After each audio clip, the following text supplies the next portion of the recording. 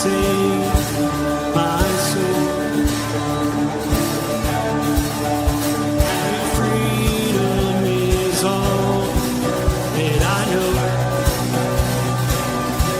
The old made new. Jesus, when I met you, you called my name, and I ran out of that grave, out of the darkness, into your glorious day. You called my name, and I ran out of that grave, out of the darkness, into your glorious day.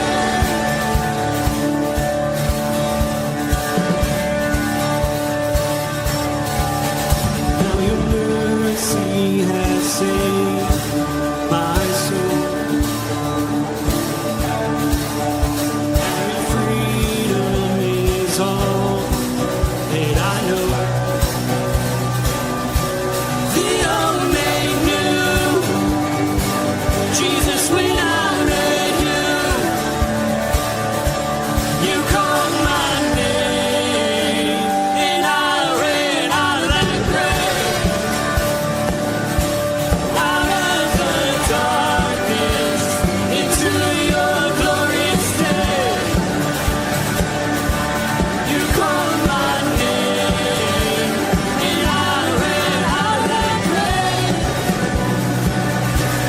out of the darkness, into your glorious day.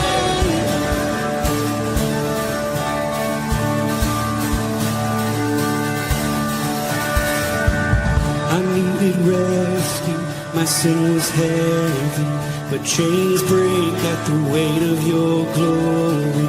I needed shelter, I was an orphan, now you call me citizen of heaven. When I was broken, you were my healing, now your love is the air that I'm breathing. I have a future, my eyes are open, 'cause when you call my name, I ran out of that grave, out of the darkness, into your glorious day. You called my name, and I ran out of that grave, out of the darkness, into your glorious day.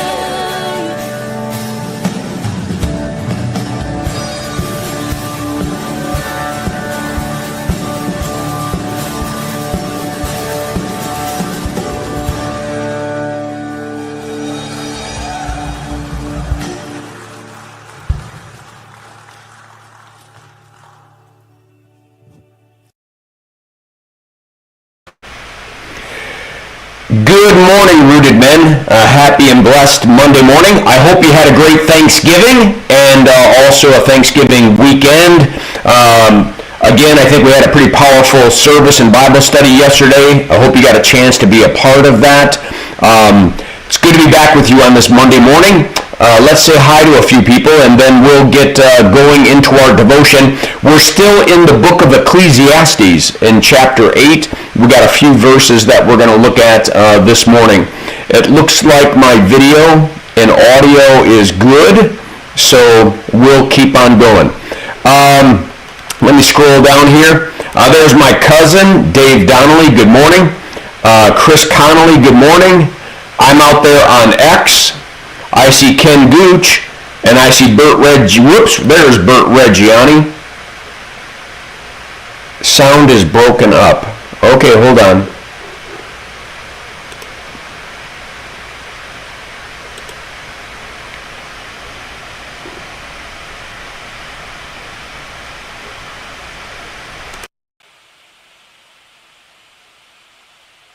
All right, how about that? Is that any better?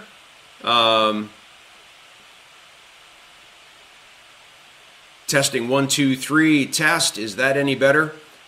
Please let me know. Please let me know. Please let me know. Yes, Chris Connolly says the sound's better. All right, thank you, Chris. Yeah, Bert Reggiani says we're all good. Thank you. So we got Chris Connolly, Bert Reggiani, my cousin Dave Donnelly. We had Ken Gooch. There he is. I'm out there on X. I got a new microphone, and I guess it's not working correctly. So we'll have to look at that. All right. That's it. Let me pull up the verses that we're going to look at today. And then let me hit this button right here. And I'm going to go to it myself. A man cannot know God's ways. It's one of the key things that is embedded in the very purpose of the book of Ecclesiastes. It's the contrast that we human beings looking out at this world on our own, from our own perspective, our own limited knowledge, our own limited view, is always going to be more distorted because, well, we're not God.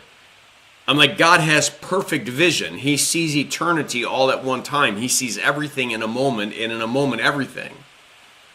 And so it is why the writer of Proverbs says that we should not lean on our own understanding, that we should trust God, that we should be still and know that He's God, that we can only see this much, but He can see everything, especially because of sin.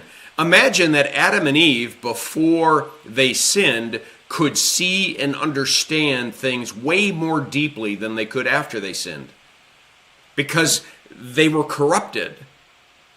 So here we are trying to look out at the world and trying to figure out the godlike things with a mind and a heart that is a bit twisted and limited. So the goal is to understand that if we try to do this on our own, then life's vanity. It just doesn't make any sense. It doesn't seem to balance in our brains. But if we look at things from God's perspective, when we look at God's perspective as an eternal God who is working towards an eternal kingdom, and that this world matters less to Him than the one that He is creating for all eternity, that's only a perspective that He can give us. So here's what He says in verse 14. There is a vanity that takes place on earth, that there are righteous people to whom it happens according to the deeds of the wicked, and there are wicked people to whom it happens according to the deeds of the righteous. What he's saying is things look backwards. They look upside down. Why do the righteous people face illnesses and deaths and loss and hurt and shortened lives, while the wicked seem to be able to get wealthy, and they seem to be able to escape certain accountabilities, and they seem to be able to do what they want to do without the negativity? He says, I said, this is also vanity, meaningless. It doesn't make any sense. And then he says, and I commend joy. For man has nothing better under the sun to do but to eat and drink and be joyful. For this will go with him in his toil through the days of his life that God has given him under the sun. What is he saying? He's saying, stop trying to answer godlike questions. Yes, it may appear that the wicked get away with everything and the just seem to suffer. It would be better that you focus just on your life and what it is God has called you to be and called you to do on a daily basis. For you see, this world matters little to Him, but the souls that are existing in this world matter the most. And their eternal destiny is what's most important. So yes, it rains on the just and the unjust. It appears at times those who are believers in Jesus Christ face tribulations and trials. It's because this world is ruled by an enemy who comes to steal, kill, and destroy. So Christians are persecuted, and Christians are killed, and Christians face troubled times. But it is they're living for another kingdom rather than this one that shouts out a message that there's more. There's more to what meets the eye. We don't see it all, but God does. And so we should stop focusing on all those what ifs and what therefores, and we ought to be thinking about what's before us today, this very day. A day in which we're still living on this earth and our hearts beating and our lungs are going in and out, and we are believers in Jesus Christ who have a chance to live righteously and faithfully in a world that is confused by us, but also, maybe, just maybe, might see our good works and end up glorifying God who is in heaven, might see our lives and wonder, how is it that we can still have hope and peace and joy?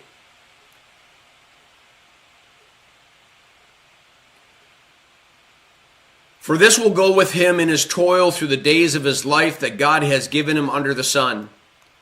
When I applied my heart to know wisdom and to see the business that is done on earth, how neither day nor night do one's eyes see sleep. Then I saw all the work of God, that man cannot find out the work that is done under the sun. However much man may toil in seeking, he will not find it out. Even though a wise man claims to know, he cannot find it out. Let me pull myself back into the screen here. We talked about this in Bible study yesterday, that we need to be cautious about asking God questions. Again, our minds are tainted and we are weakened by our sin. We are not fully who we will be and are growing to become. So we should settle. With the blessings that God gives us each and every day, we should settle in the relationships that we have, and we should seek to live them out as God's sons and daughters. And let the worrying about the whys and what fors on a grand scale, well, let's leave them up to God. Let's let him deal with those situations. All right, I think I'm going to leave it at that. Let's see, Chuck came on board. Shalom, gentlemen. All right, blessings on your day. Make it a firmly rooted day, and may someone see Jesus in us today. Peace.